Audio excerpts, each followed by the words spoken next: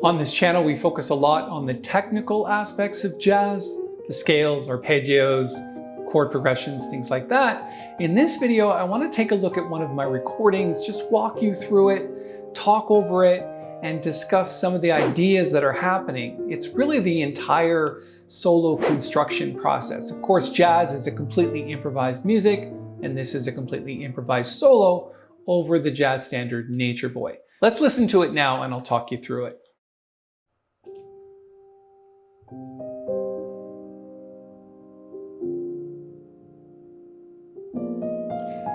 So of course, it's very rubato in the introduction.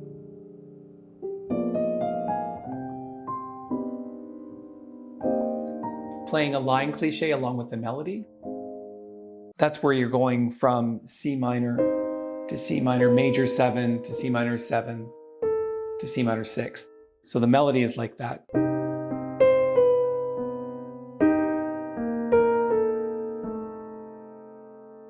Okay? Let's just go back a little bit and listen to it.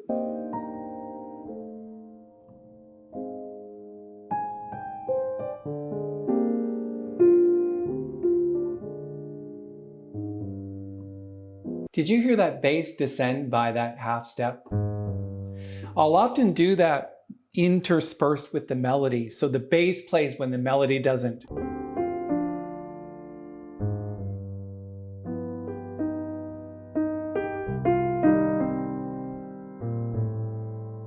You're heading to the destination chord, but you're approaching it from a half step above. Let's go back to the recording and listen to it.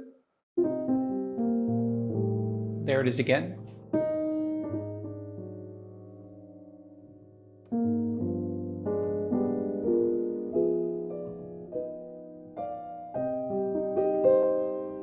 I think it's important to stop there for a second and know that when you're on a dominant 7th chord heading back to 1, so we're just basing it in G7 flat 9.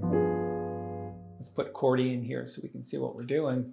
So G7 flat 9. And all we're doing is laying down the pedal and then playing as many inversions of that as we want to. So think about it in terms of a B diminished 7th chord, and then all you're doing is just playing inversions of that.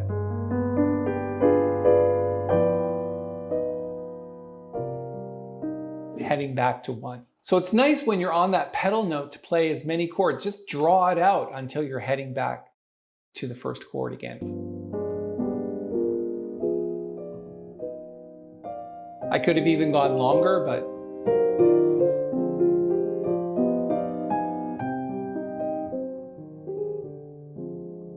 little grace notes here and there to accentuate the melody. There's your line cliche again.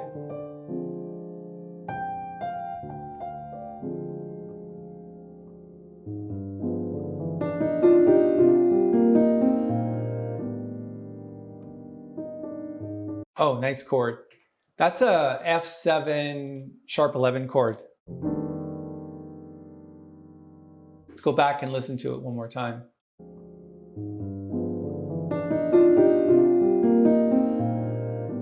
Right there.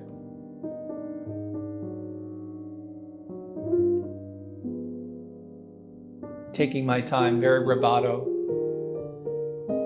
Filling in some space, 1 flat 6, 2, 5.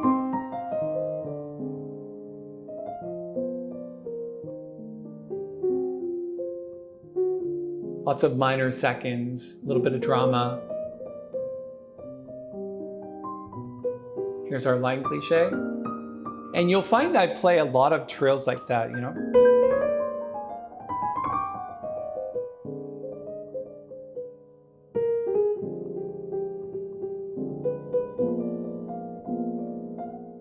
Little double hit on the melody notes.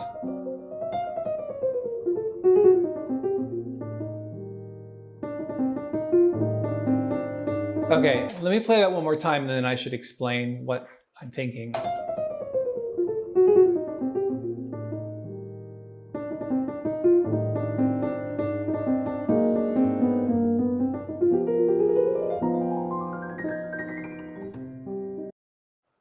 Okay, so very often in my playing, when I feel the time is right to sort of land on a chord. Let's say we're landing on this D half diminished seventh chord. So basically I'll play some licks on that D half diminished seventh chord.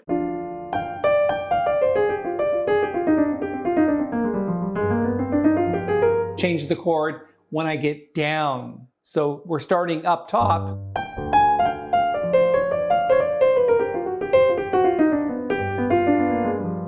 Getting way down and then switching the chord. And just going up some kind of scale.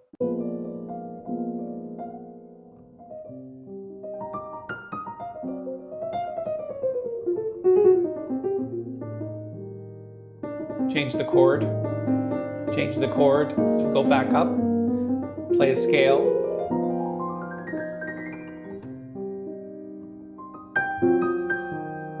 And then octaves. Octaves are really nice to break up the single notes in the right hand. Again, I'm just playing licks on a single chord.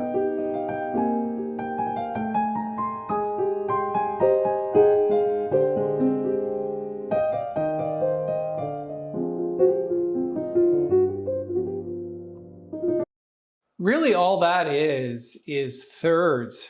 So we're playing, if you look at chordy, it's just thirds. So it's like something like this.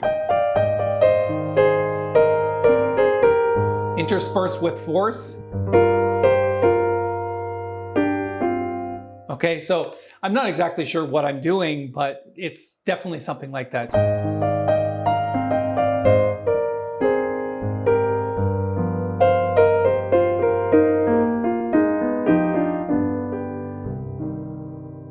So playing two notes in the right hand and chords or single notes in the left hand. Let's hear it again.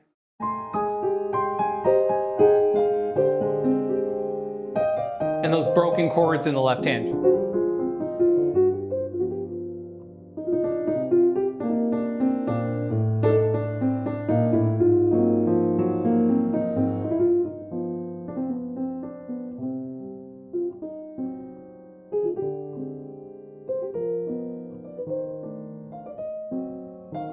Let's listen to that again. So I'll end the phrase on an enclosure, just here. Just an enclosure. And then play two-noted enclosures heading into the solo section. And that's blues at the end. So I can pretty much recreate that using chordy here. So we're coming to the end of the tune.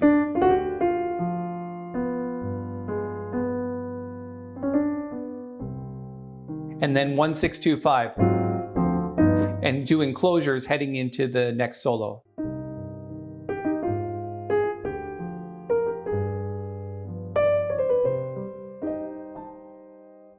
Okay, let's go back.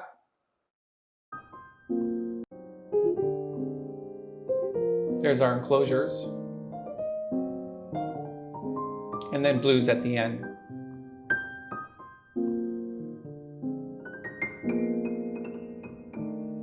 It's nice to get really high on the piano and let it sing. Don't play too hard up there because it sounds too harsh.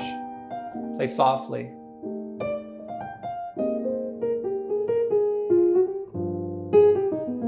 Now we're starting to get a little bit, we're easing into swing here. That was just chromatic scale.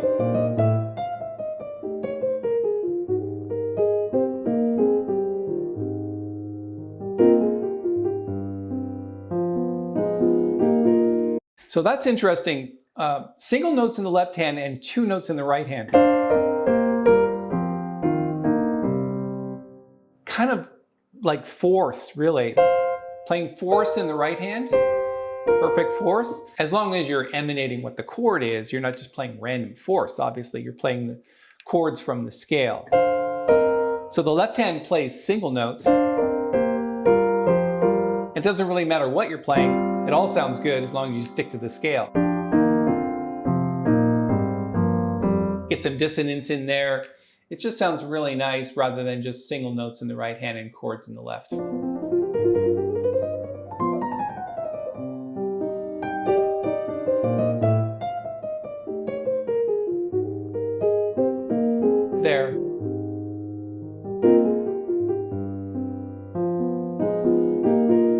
Hear the left hand arpeggiate the notes. Just basically chord tones.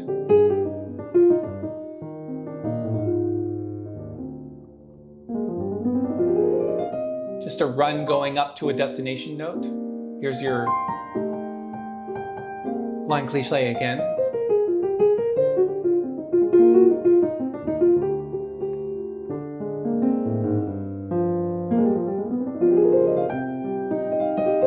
Just a scale. Sidestepping. Sidestepping by half step. I think I do it again here too. Yeah, there, except I sidestep 3 times instead of 2. A little bit of rubato and back into the tune. Thinking, fill it out. Nice chords and get the hands separated, get lots of volume from the piano, put in a nice arpeggio.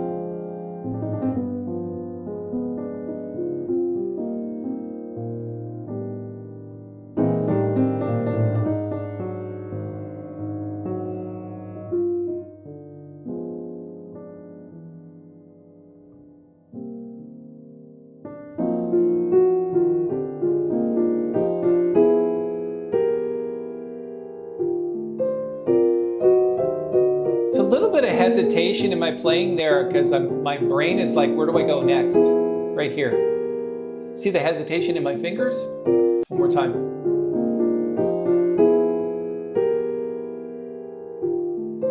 Because I can hear where my fingers want to go, but sometimes I get a little stumped, so it takes me a little bit of time.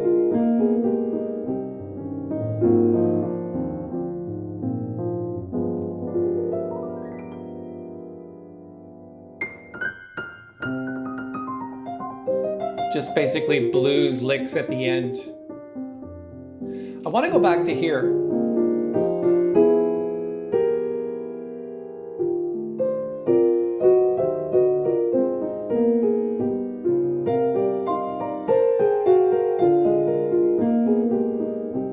So that's not that difficult. Really all it is, and I know it sounds like a lot of notes, but it's just 1 minor to flat 6 to 2, half diminished 7th, to G7 flat 9.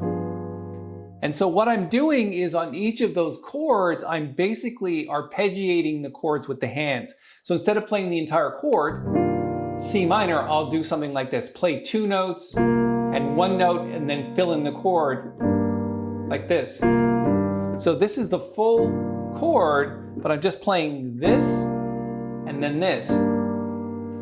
And then when we get to the A7, same thing. Or, sorry, A flat 7. Right? You're basically mixing up the chord. You're not playing it all at once. You're basically top notes and bottom notes and then fill it in.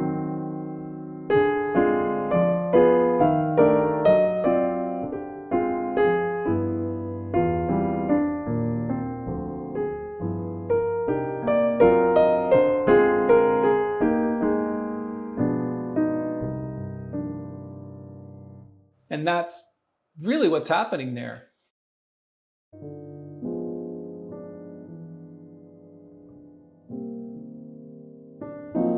Flat 6, 2, 5.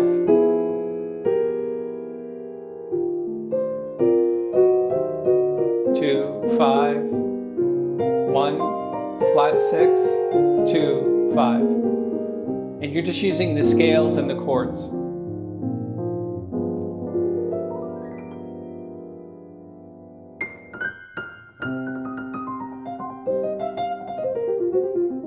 And just blues licks at the end. Interesting. I want to go back to here for a second, where I play this arpeggio.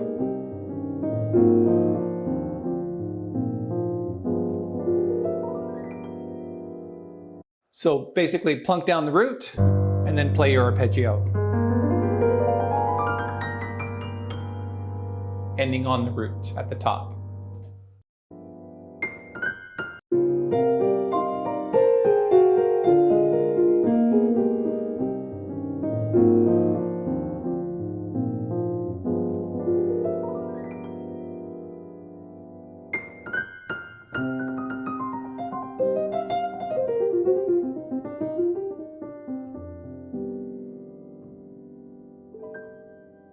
I really like to do that where I'm ending the arpeggio really high and then I'm coming back down with some kind of blues and then finishing off with the final chord somewhere in this section. So it's